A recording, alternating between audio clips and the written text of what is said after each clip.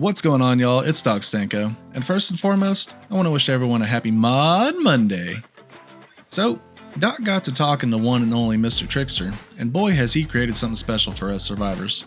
So, like always, y'all, if y'all enjoy this video, consider leaving a like to help push it out to more people, or subscribing for future mod showcases, or even retro gaming, if that tickles your fancy. Alright, y'all, enough with the chit chat, let's go over Ancient Portals by Mr. Trickster. So real quick, if you hop on over to the mod page on Curse Forge, he has a few configuration options down at the bottom for admins to check out, but also he went above and beyond and created lore for this mod. Not gonna lie, he definitely worked hard to create something that adds more immersion to the game, and if you read the lore, that shows.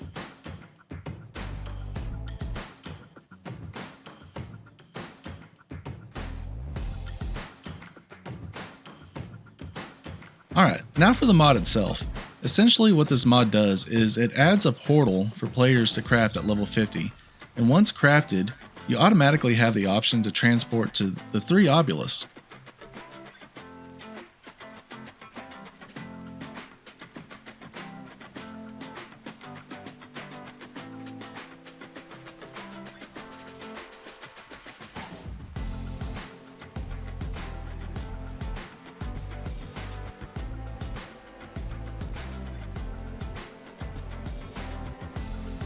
However, it doesn't just stop there.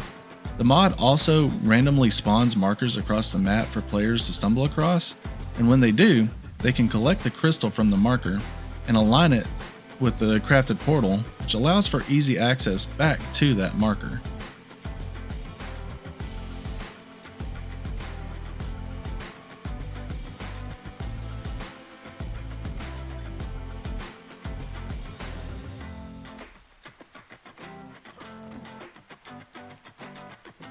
Some key points to note for both admins on a server and those of us who enjoy single player. If you try to place a portal, you'll have to do so near 25 of your tribe structures. Can't place it willy-nilly, and each tribe by default can only have 3 portals.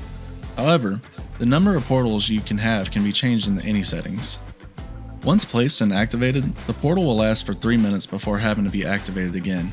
But don't worry, as long as your portal isn't destroyed or accidentally picked up, like I might have done a few times, it will still be aligned to the markers that you have done already. You can only transport yourself in the portal. Dinos you will have to cryopod if you want them to go with you. And keep in mind, this is a one-way transport, so you'll have to make your way back on foot.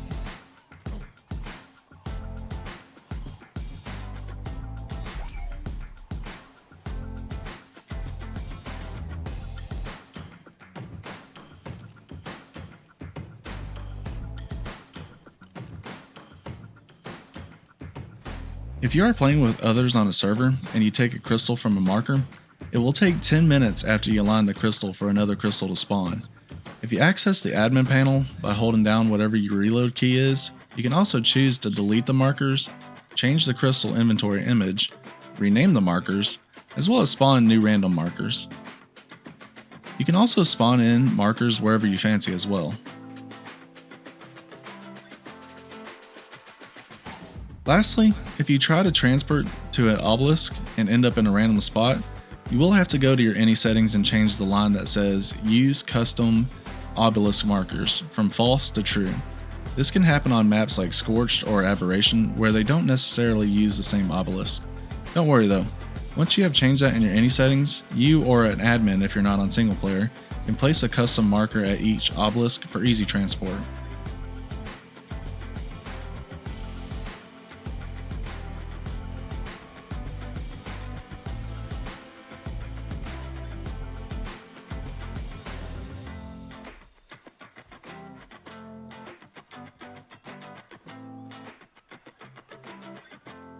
All in all, this was a very creative mod, and I gotta say, I really like it.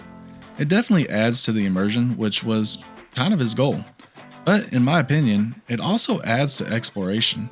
This may just be me, but I feel like the goal is always to get to a flyer as fast as possible, and after that, I'm hardly ever on foot. This mod gives you a reason to do so. Well, alright y'all, that's it for today. Hope y'all enjoyed and definitely give this mod a try. Hope to catch y'all in the next one, and until then, later.